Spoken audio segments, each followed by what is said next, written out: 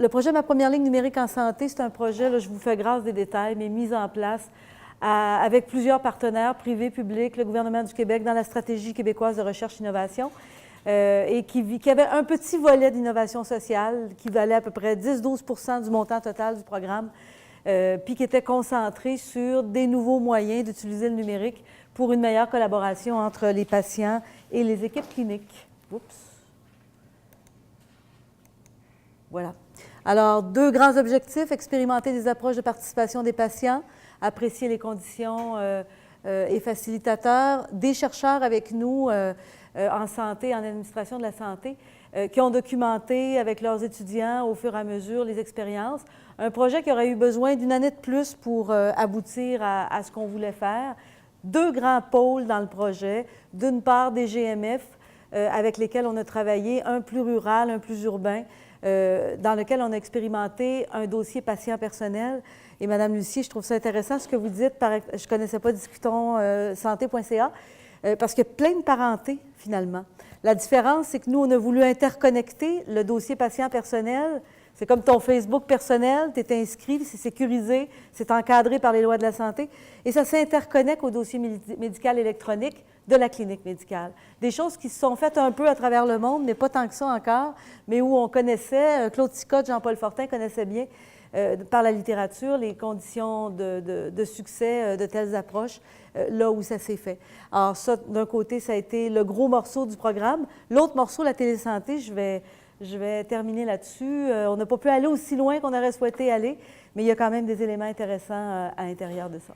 Alors, le DPP, certains l'appellent le portail santé. Il y a toutes sortes de noms qui ont été utilisés. Là, on a gardé DPP ici. Nous, on était sur le DPP interactif, c'est-à-dire une communication bidirectionnelle patient-équipe de soins. Donc, une interconnexion véritable qui a été expérimentée. Un médecin peut envoyer des résultats de laboratoire qu'il a dans son DME vers l'espace patient. Le patient met des données que l'équipe clinique peut venir regarder. Et c'est tout là l'enjeu. Qu'est-ce qu'on regarde ne regarde pas? Quand on sait que le médecin n'a pas regardé, on est déçu. C'est tout ce nouveau processus-là qu'on a voulu, en quelque sorte, inventer. Alors, les DPP à travers le monde, il y a des beaux succès chez Kaiser, il y a des beaux succès chez Cleveland, dans des cliniques très organisées, dans un système de santé différent. Mais on sait que quand il n'est pas connecté, le DPP, sur le dossier médical d'une équipe de soins, il est moins gagnant. C'est-à-dire, les usagers le délaissent à un moment donné parce qu'ils ont l'impression que ça ne sert à rien. Ça, c'était il y a quelques années dans des études qui ont été faites. Ça a peut-être changé. Alors, je dis ça sous toute réserve également. Je ne veux pas rentrer dans les détails. Nous, on a dû faire un portail clinicien entre les deux parce que l'interconnexion n'était pas totalement automatique au début du projet. Elle l'est maintenant pour plusieurs fonctionnalités. Alors, on a fait ce programme dans 2 GMF, des cliniques qui n'étaient pas des vieilles cliniques. Il y en a qui étaient assez récentes. Il y en a une qui était très, très récente, qui venait de s'organiser, avec un personnel qui était très motivé. On est allé évidemment chercher avec eux quelle serait la meilleure mise. Dans le cas d'une clinique, c'était les parents, donc les parents d'enfants, avec qui on fait un suivi médical régulier. C'était ça notre cible, un ensemble de parents. Dans une autre, c'était des patients plus âgés, et notamment atteints de maladies chroniques. On s'est donné une stratégie de planification, de mise en œuvre. Il y avait une équipe d'accompagnement chez nous, c'est Frio. Sabrina Boutin, qui est elle-même une infirmière, agissait comme responsable de tout le volet d'expérimentation avec les milieux cliniques. Il y avait des chercheurs qui étaient observateurs. Il y avait des partenaires privés avec l'outil technologique qui étaient aussi en support autour des cliniques. Alors, GMF Angus, c'était l'espace santé TELUS qu'on a expérimenté dans les 2 cas de GMF. Donc, Angus ici, qui utilise un DME de la même entreprise, des parents, avec essentiellement le besoin qu'ils avaient à cette clinique-là, c'est parce qu'ils font remplir aux parents un formulaire qui s'appelle l'abécédaire. Alors, ils se disaient, si l'abécédaire était fait à la maison, puis bien des parents qui sont jeunes, sont sur Internet, n'avaient pas de problème avec le numérique, alors on se disait, ça pourrait devenir un gain de temps pour le médecin, entre autres, si c'est pré-rempli, puis l'infirmière n'a qu'à revérifier un certain nombre de choses. Alors, c'était ça un peu le champ de vision du processus clinique transformé qu'on souhaitait ici. Puis dans le cas de la Nouvelle-Beauce, avec les maladies chroniques, ici, on est allé chercher une autre stratégie parce qu'il y avait des aînés qui n'étaient pas familiers autant avec le numérique. Alors, par d'autres aînés bénévoles, on a eu toute une approche dans la clinique d'inscription au dossier patient personnel pour mobiliser la clientèle. Ici, c'est une clinique qui a des sous-cliniques dans différents villages. Alors, un enjeu aussi d'organisation du travail différent d'une clinique urbaine. Alors, c'est tout ça qu'on a pu entrevoir à travers le projet. Alors, les résultats que ça nous donne, on a eu des 650 utilisateurs préinscrits, 375 inscrits, puis je ne veux pas rentrer dans les détails de la différence entre les deux, parce qu'il y a comme un niveau dans ce type de DPP où on est dans un ancrage avec les lois autour de la protection des renseignements personnels. Alors, il y a toute une procédure qui est exigeante pour l'utilisateur qui s'inscrit à l'intérieur de ça et qui fait que ce n'est pas tout le monde qui s'est rendu au bout du processus. Des professionnels, 70 des participants qui ont déclaré que le portail patient était utile malgré les embûches qu'il y a eu, notamment dans la première année d'expérimentation.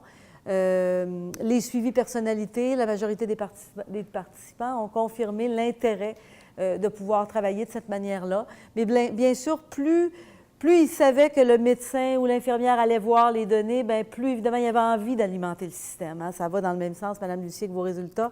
On avait déjà vécu ça dans un projet sur les solutions de prise de rendez-vous électronique. Le poster dans la salle d'attente est moins efficace que quand le médecin dans son bureau dit au patient d'utiliser le système de rendez-vous électronique. Alors, tout concorde toujours de ce côté-là. Or, ici, il y a eu toutes sortes d'expérimentations faites par les patients, par les professionnels, des processus cliniques aussi qu'il a fallu envisager autrement.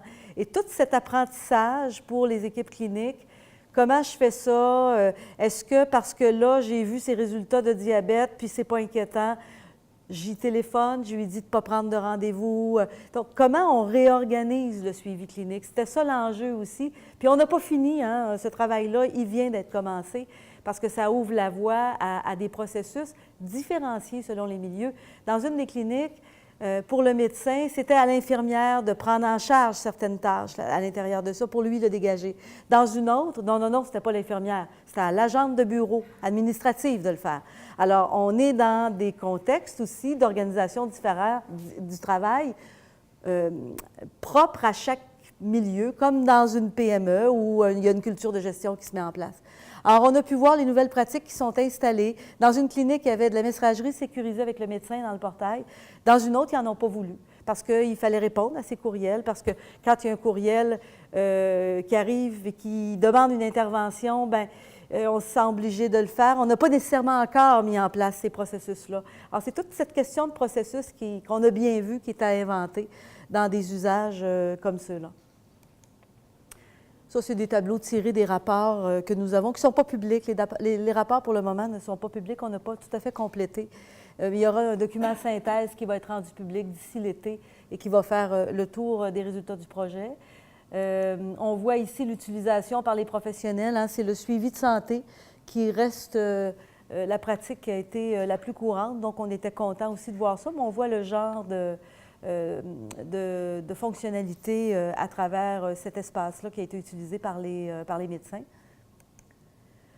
Les résultats plus en détail ici, évidemment, on a eu des problèmes techniques, on a eu un processus d'inscription qui a été difficile, puis je ne veux pas rentrer dans le détail, mais le projet a été long à mettre en place parce que toutes les conditions devaient être remplies du point de vue légal aussi. Par rapport à un dossier personnel comme celui-là. Une fois que c'est en place, par contre, ce que ça ouvre comme possibilité à des équipes cliniques de première ligne, de faire en sorte qu'on est encore plus efficient dans la prestation du service pour avoir davantage de clientèle et être capable de répondre à plus de clientèle. Il y a certainement là une réponse intéressante. Alors, des défis, bien sûr, de compétences, d'intégration des technologies aux pratiques, d'appropriation, de perception de valeur ajoutée chez certains médecins qui ne voient pas nécessairement de valeur ajoutée à aller regarder l'espace du patient. Alors, tout ça est neuf encore. Hein? On n'a pas fait beaucoup de choses ni au Québec ni au Canada. Puis la masse critique des patients, les patients vont venir de plus en plus s'ils savent que le médecin et l'infirmière s'en servent. Alors, c'est un jeu qui se joue à deux. Et ça va prendre probablement encore beaucoup d'années de pratique pour qu'on arrive à voir ces nouvelles pratiques, comment elles s'installent.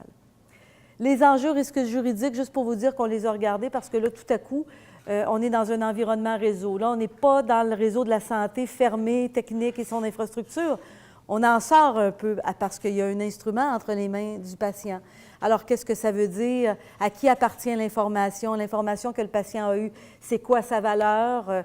Est-ce qu'elle va être détruite à un moment donné? Bon, c'est toutes les questions juridiques que vous pouvez imaginer. Alors, Pierre Trudel, à l'Université de Montréal, a fait une analyse des enjeux et risques. Ça, c'est un rapport qui va être rendu disponible dans son intégralité. Mais il y a beaucoup de nouvelles questions ici pour le patient. Puis je termine avec la télésanté.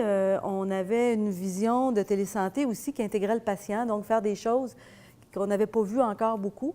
D'une part, avec un CIUS qui avait l'habitude depuis des années de faire du télésoin, on a voulu aller plus loin. Ils ont voulu amener le protocole de soins palliatifs dans le télésoin. Alors, ça ne s'était pas fait.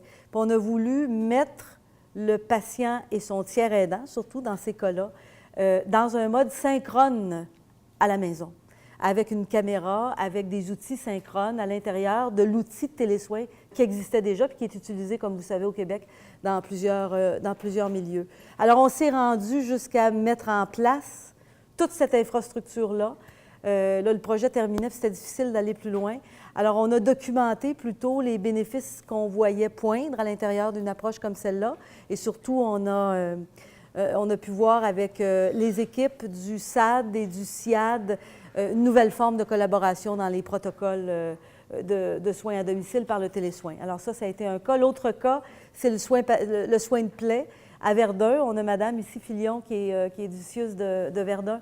On le fait avec quelques cas en CHSLD, mais l'idée, c'était de voir comment une stomothérapeute, qui est très rare encore aujourd'hui, la stomothérapeute qui est l'infirmière spécialisée en soins de plaie. Le soin de plaie qui est quelque chose que personne n'est capable de calculer comment ça coûte dans un système de santé à l'heure actuelle, comment on pouvait faire que la stomothérapeute se rende à distance disponible, même chez le patient à domicile, pour intervenir et faire une intervention, avec une caméra intégrée également dans une tablette. Alors, il y a eu des cas de fait en CHSLD, on n'a pas pu se rendre jusqu'au service à domicile, mais c'est des choses qui sont maintenant dans la cour des CIUS s'ils veulent s'y rendre. Télésoins en soins palliatifs avec le Cyrano, qui était partenaire dans le programme. On a pu regarder un peu, ça aussi, on va rendre ça public, mais on a fait un peu de revue de littérature sur les télésoins en soins palliatifs parce qu'il ne se fait pas grand-chose à travers le monde, puis comment on peut envisager d'intégrer ça dans un système de santé et le calcul des coûts et des économies de coûts que ça pourrait supposer. Puis pour la téléassistance professionnelle, ça, c'est le soin de plaie ici. Il y a également des gains d'efficience puis une baisse de dépenses qui peut être envisageable dans des modes où on utilise du service à distance.